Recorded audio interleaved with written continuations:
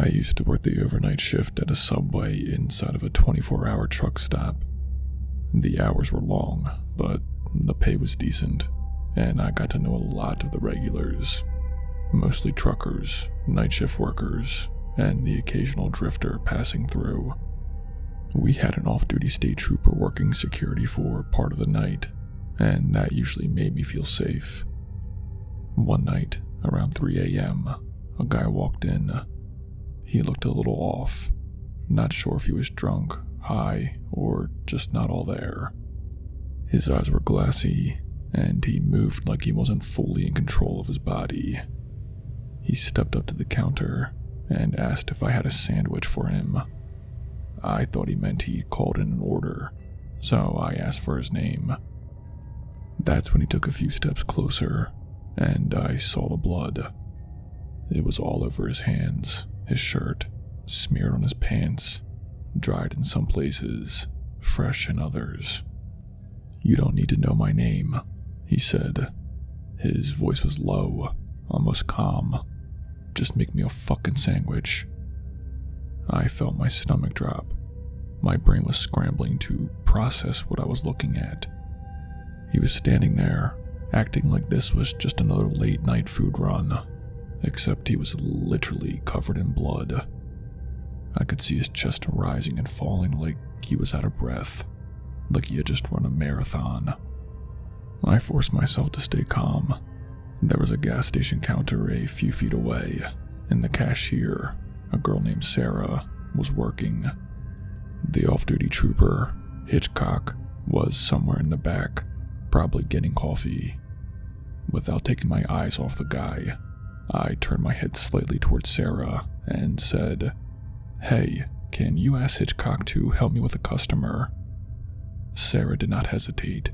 She gave me a quick look, understanding right away that something was wrong, and picked up the store phone. The guy did not seem to notice. He was too busy looking at the sandwich toppings, like he was actually considering his options. A few seconds later, Hitchcock stepped out from the back. He was older, stocky, with the kind of presence that made people straighten up when he walked in. His eyes went straight to the guy, then to the trail of blood leading in from outside. "What's going on here?" Hitchcock asked. His voice was firm, but not aggressive. The guy turned his head, saw the trooper, and for a split second, everything went still. Then he bolted. He did not make it far. Hitchcock was on him before he even got to the door, tackling him to the ground. The guy fought, but he was weak, like he lost too much blood. By the time Hitchcock got him cuffed, backup had already been called. Later, we found out what happened. The guy had been stabbed, but before that, he had stabbed another man to death. The blood covering him wasn't just his own. He had killed someone, somehow managed to get himself hurt in the process, and was now trying to gas up his car and grab food before making a run for it. He was in shock, too out of it to even realize how obvious he looked walking into a well-lit store, dripping in blood. I did not sleep when I got home that morning. I just sat there, staring at my hands, thinking about how close I had been to something that could have gone very differently. If Hitchcock hadn't been there, if the guy had gotten spooked earlier, if he had a weapon, who knows how that night could have ended.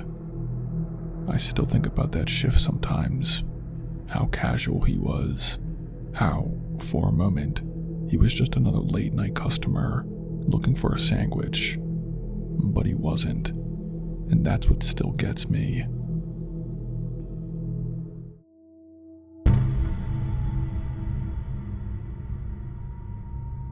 I don't believe in ghosts, but I still think about this.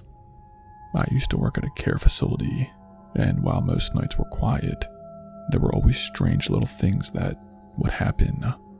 Call lights going off in empty rooms, doors opening when no one was there.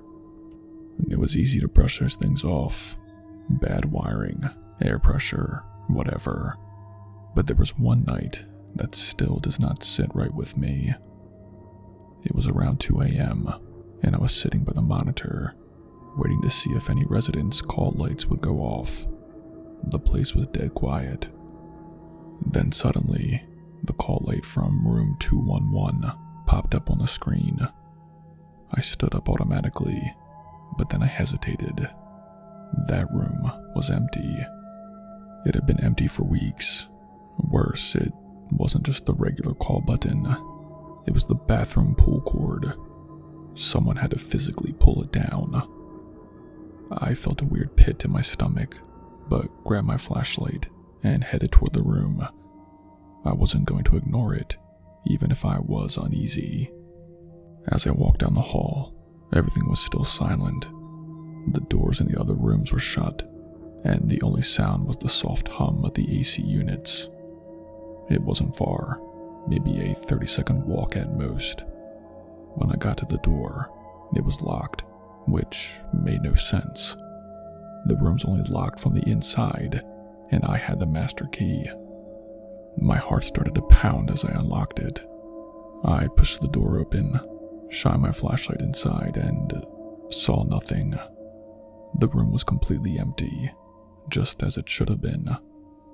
The bed was neatly made, untouched since the last resident had left. But then I turned toward the bathroom. The pull cord was hanging loose, swaying slightly. Someone had pulled it. I stepped closer, feeling a chill crawl up my spine. The bathroom was empty too, but the window was wide open. Not just cracked, the screen was gone. It wasn't on the floor, wasn't leaning against the wall. It was just gone. The window led to the outside, and this was the second floor. I walked over and looked down. The drop was at least 15 feet to the pavement below. No ladder, no obvious way for someone to climb up or down. But someone had to have been there. Someone had to have pulled the cord. I turned around and looked at the room again, trying to make sense of it. It did not add up. The door had been locked. The only way in or out was through the window, and I had made it to the room within 30 seconds of the call light going off.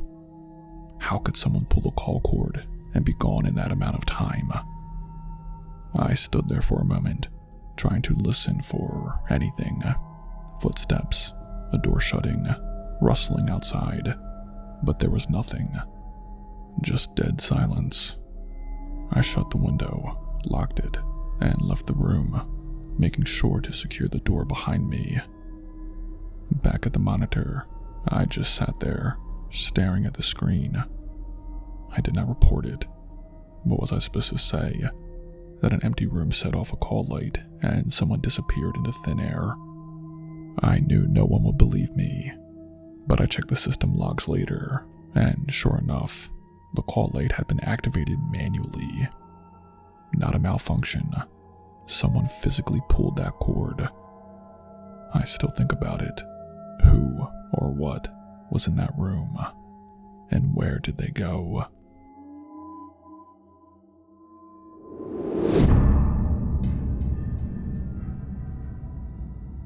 I used to work second shift at a library, and we closed up at midnight.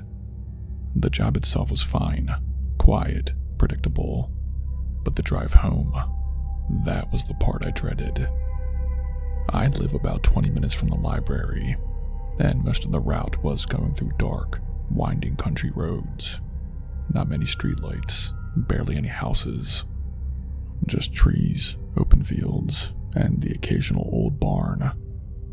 Most nights, I listened to a podcast or some music and try not to think about how empty the road felt.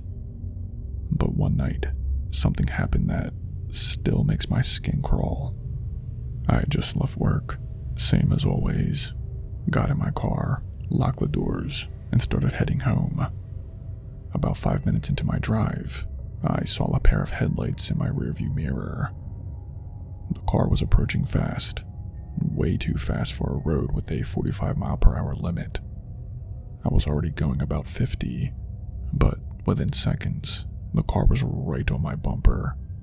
I get tailgated a lot on these back roads. People either drive like they're in a hurry to get nowhere, or they just don't care about speed limits. Normally I tap my brakes lightly, just enough to make them back off a little. But this car was so close I could barely see its headlights in my mirror. I did not want to make the guy mad, so I just kept driving, hoping they'd either pass or turn off at an exit intersection. They didn't. The road got darker as I moved deeper into the country, so I flipped on my high beams. The second I did, the car behind me turned off its headlights completely. Now all I could see in my mirror was just darkness. No headlights, no parking lights, nothing. Just the empty road behind me. But I knew the car was still there. I could feel it. The way my stomach dropped. The way my hands clenched the wheel. I just knew. I did not know what to do. I could not see them at all anymore, but I knew they were close. Were they right on my bumper? A few feet back? I had no way of knowing. I felt like I was being hunted, like some unseen thing was lurking behind me, just waiting. For miles, I drove like that. No headlights in my mirror, just pitch black road. I kept waiting for them to turn their lights back on, for them to pass, for them to do something. But nothing changed. I started to doubt myself. Maybe they had turned off somewhere. Maybe I was just imagining it. Then, I saw another car coming toward me in the opposite lane. I turned my high beams off out of habit, and as soon as I did, the other car's headlights lit up my rearview mirror for just a second. The car was still behind me, still inches from my bumper, still completely dark. I could see its shape in that split second, and it was so close I don't know how it wasn't touching me.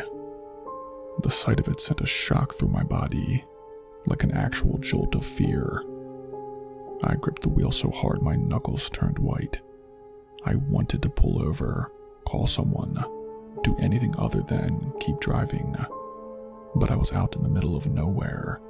No gas stations, no houses, no streetlights. Just me and this car that was following me without its lights on. And then, just as suddenly as it appeared, it was gone. Without warning, the car whipped into the opposite lane and blew past me. No headlights, no hesitation. Just gunned it into the darkness, speeding ahead until I couldn't see it anymore. It passed me on a double yellow line, on a road full of blind turns with no lights on. And then nothing. I expected to see its taillights up ahead at some point, but I never did. I don't know if they turned off onto another road, or if they just kept driving that fast until they were out of sight. I don't know why they did it. I just know that was the longest drive home of my life. Even after they were gone, I kept checking my mirrors, half expecting them to show up again. When I finally pulled into my driveway, I sat in my car for a few minutes, just breathing. I told myself it was probably just some reckless idiot messing around, but the whole thing felt off, deliberate, like they wanted to scare me, and it worked. I still work at the library, but I take a different route home now. It's longer, but I don't care. I don't want to be on that road at night ever again, and I never, ever drive without checking my mirrors.